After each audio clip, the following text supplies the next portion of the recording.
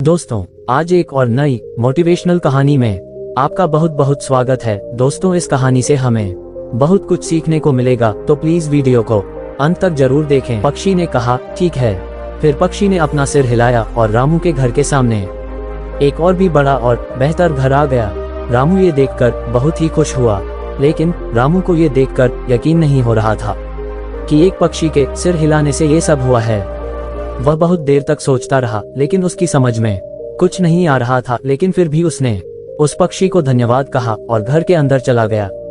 लेकिन कुछ दिनों बाद रामू फिर से उदास होने लगा, तो उसने पक्षी की ओर देखकर कहा कि मुझे अब कुछ नहीं चाहिए। दोस्तों, वीडियो शुरू करने से पहले आपसे एक विनती है, मेरे चैनल को सब्सक्राइब करके घंटी को ऑल पे सिलेक्ट कर लें, ताकि मेरी आने वाली वीडियो आपको देखने के लिए मिलती रहे। मुझे सिर्फ इससे बड़ा और सुसज्जित घर चाहिए, ऐसा घर जो किसी के पास न हो। उस पक्षी ने रामू की सारी बातें सुनकर कहा, रामू, अब तुम बहुत लालची हो रहे हो। तुमने पहले ही बहुत कुछ मांग लिया है।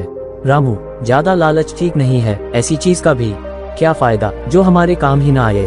रामू के मन में इतना लालच आ गया था कि वह एक ही बात पर अड़ गया था कि मुझे इससे बड़ा और सुसज्जित घर चाहिए।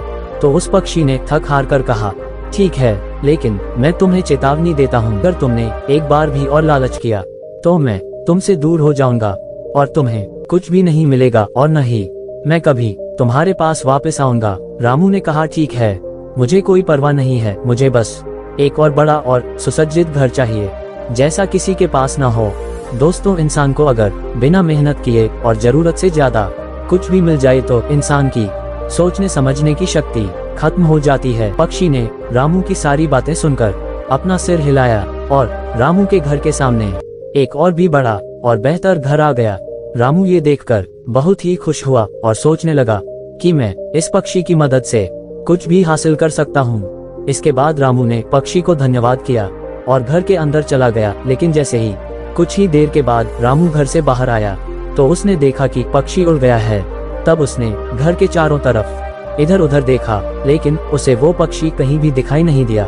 फिर बैठकर बहुत देर तक सोचता रहा और अपने आप से बातें करने लगा कि पक्षी कहाँ चला गया होगा। अब रामू बहुत परेशान हो गया था और बहुत अफसोस भी हो रहा था, लेकिन अब अफसोस करने से कोई फायदा नहीं था, क्योंकि अधिकता इंसान को लालची बना देती है। इस कहानी की सीख हमें अपने जीवन में भगवान की कृपा से जो भी मिला है, हमें उसी में खुश रहना चाहिए और हमें कभी भी लालच नहीं करना चाहिए, क्योंकि लालच करना कभी भी हमारे लिए सही नहीं होता है। क्योंकि जो चीज जितनी आसानी से मिल जाती है वो उतनी ही आसानी से चली भी जाती है, और जो मेहनत से मिलती है वो जीवन में कभी भी साथ नहीं छोड़ती है। दोस्तों, उम्मीद करता हूँ मेरी वीडियो आपको जरूर पसंद आई होगी, तो प्लीज मेरे चैनल को सब्सक्राइब करके घंटी को ऑल पर सिलेक्ट कर लें, ताकि मेरी आने वाली वीडियो सबसे पहले आप तक पहुँचे।